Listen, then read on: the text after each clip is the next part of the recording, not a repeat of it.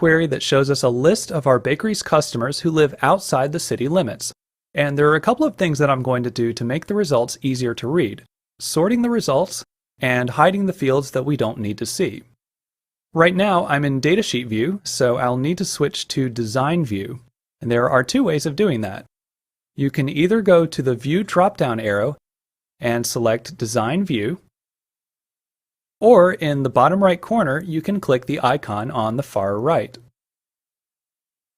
In the data grid there is a sort row which is currently empty. To add a sort, you can just click on the cell for the field that you want to sort, and then click the drop-down arrow to choose a sort option. And now our results will be sorted alphabetically by city. You can also do a multi-level sort by just adding a sort to another field. A multi-level sort will always work from left to right, so this is going to sort first by city, and then within each city it will sort by zip code.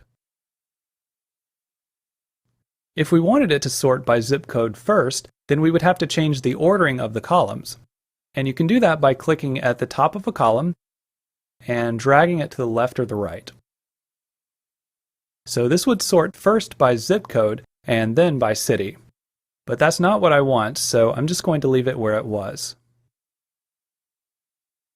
Below the sort row there is a checkbox for each field, and you can uncheck a box to hide the field in the results.